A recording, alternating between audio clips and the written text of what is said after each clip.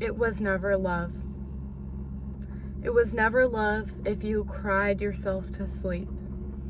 It was never love if you explained yourself again and again and again why you were hurt and asked not to be hurt in the same way, just to be betrayed again. It was not love if you had to beg for basic understanding and empathy. And it definitely was not love if you started to question your own worth, your own confidence, and your own purpose. When I was in my narcissistic relationship, I was convinced that I was in love. I thought that fighting was normal. Disagreements were going to come up, and all relationships are hard, and you just have to muster through because you love someone.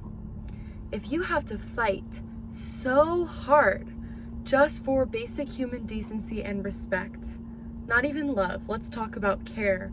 Let's talk about speaking to you like you're a dignified human being.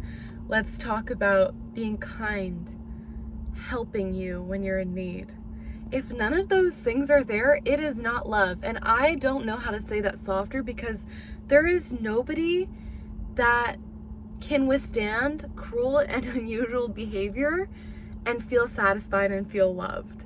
And if you are experiencing cruel and unusual behavior at the hands of a partner, a friend, a parent, a family member, whoever, a bully, online, in person, just know that if they say they love you or they have love for you, it's a lie, because you do not treat people you love in that manner.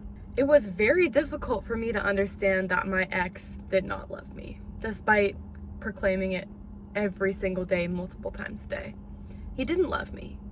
You don't love someone and then speak down to them, insult them, stonewall them, gaslight them, abuse them. You don't do that. You do that to someone you actually very much hate. And to disguise it as love and to make it seem like it's love and to call it love is absolutely disgusting and shouldn't be allowed. And I'm here today to tell you that if you are experiencing similar things, it's not love. Do not fall for that. You know what love is? Love is selfless. Love is kind. Love is patient. Love is understanding. Love is protection. And you cannot seek this from another person if you don't provide that for yourself. So, I'm at a stage now, I've left my narcissistic partner, I realized and accepted that it was a narcissistic relationship, and I have partaken in this very intense and transformative self-love journey. And I wouldn't be here today if it weren't for that experience with my narcissist. So in a weird way, I'm kind of glad it happened. Not really, if you ask me, depends on the day. But I'm kind of glad that I went through that so I could teach myself what is acceptable and what is not. And if you don't go through such a traumatic relationship to learn those things, that's really, really great.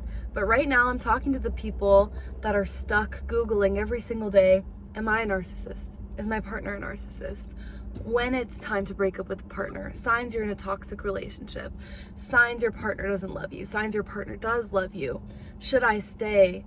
You know, all of these frantic searches and thought spirals and thought loops that keep you going in this negative track just confuse you more, and you're seeking an external answer to something deep down you know. There's an inner knowing, a deep gut feeling that this is not right for me. And it's a very quiet gut inner knowing. It's not going to come out loud. It's not going to come in the form of a dove falling at your window, or maybe it is. Who knows? You could be that in tune and aligned. That's amazing. For me, I felt it and I ignored it on purpose. But it could be a feeling in your gut. It could be that voice in your head. It could be the fact that nobody in your life likes your partner, or the person you're spending time with that's talking down to you or abusing you or treating you poorly. It could be the fact that you don't even recognize yourself anymore. You used to be lively and spirited and happy and confident and feel good about yourself. And after spending time with this person, you feel drained and honestly unattractive and worthless, because that is what these toxic abusers do. They take someone who's a shining, bright, happy, passionate individual, and slowly they break them down through their very harmful and hurtful ways, which is abuse. If you ever leave someone or a place or talking to a person or a conversation or a relationship feeling worse than before, that is a really easy way to tell that that's not serving you. And that seems so inherently logical. It seems like, yeah, of course, why would I spend time with someone that doesn't treat me with respect? But oftentimes it's disguised so perfectly well by the abuser. It'll just be a series of offhanded remarks. Oh, that doesn't look good on you. Of course you would forget to do that. Why? Only you would say that. Or it could be a pattern of missing important events, downplaying your achievements. I didn't go to school, so you getting your master's degree isn't that big of a deal. You don't need to go to school to be smart. Do you know how many times I heard that? Just because you got a degree doesn't mean you're smart. This is after I finished my undergrad in 3 years and immediately finished my master's in an additional 4 years. So I got 2 degrees in 4 years. I was told that that's not a big deal. It's okay. I mean, it's a choice. I made a choice. No, I'm sorry. I left the relationship and I finally realized that's actually a baller thing to do.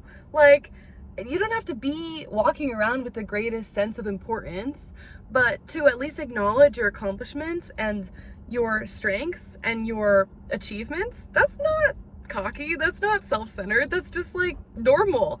And people that love you will point that out and celebrate that. People that love you are your biggest cheerleaders.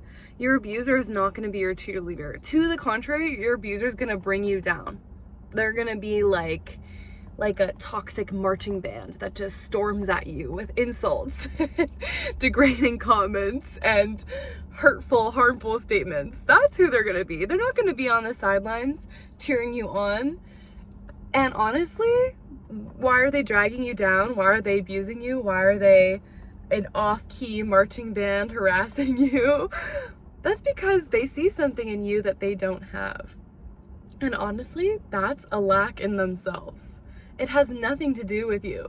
If someone's dragging you down, unless you're harming them, which I hope in the case it's not. I definitely was not harming my ex. To the contrary, I did everything in my power to make his life better, as many victims of narcissistic abuse experience. I helped him financially. I brought his family home from a war-torn country, sponsored them, greeted them in 2 different countries, gave them a place to live. Like, I changed his career. He went from being $60,000-$80,000 in debt to making 6 figures in the relationship. Like, I got him in therapy for his massive emotional issues. Like, I did anything and everything to help this man. Was it appreciated? No, it was used against me. I really want this message to resonate with those that are trying to decipher, am I in love with my partner? Am I infatuated with my partner? There's a huge difference. And honestly, the difference between the two, love and infatuation, really helped me make peace with my first relationship with a narcissist. Love, like I said, it's selfless, it's kind, it's caring, it's protective, it's compassion, it's empathy. That's love. Infatuation it's a rush, it's a high, it's intense. It feels like everything all at once, nonstop. You need to talk to them or the fire in your belly is gonna extinguish. You need to see them, there's pressure.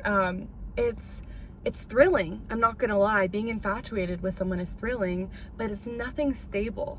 Love is stable. Love withstands tests, trials, tribulations. If you love someone, you stick by them. There's loyalty in love. There's not loyalty in infatuation. Infatuation dies. And that's not to say that infatuation can't turn into love, but right now I'm talking about in your relationship as it stands. Do you have love for them and do they love you? Or are you infatuated with them?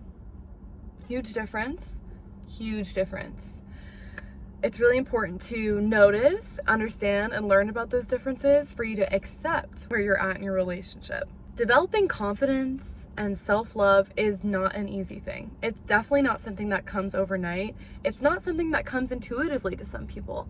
Some people are really blessed in that they are born with an internal, unshakable confidence in them, that they understand their worth, that no matter what tests or trials or tribulations come, they're like a tree in the wind. They will sway, but they'll not be broken down. They'll not crumble like a sand castle. They are firm, they're strong, they know who they are, and they're settled in that. And that is so beautiful.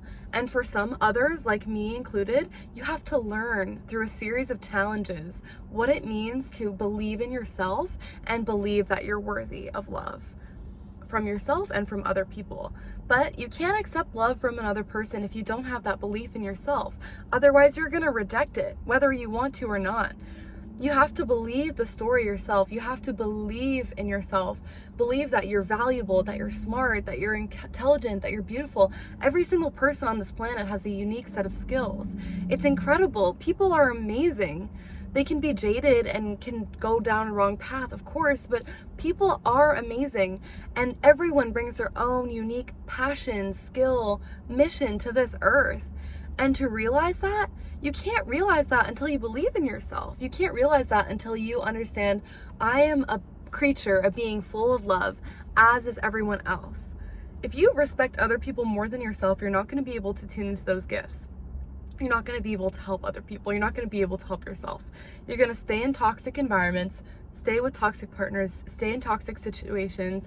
Your life will not improve unless you wake up one day. And sometimes life has to shake you so hard, like me in my situation, I had to be shaken so hard to learn that lesson. But here I am on the other side. I've learned that lesson. I've learned my worth. I've learned that I'm not going to tolerate abuse anymore.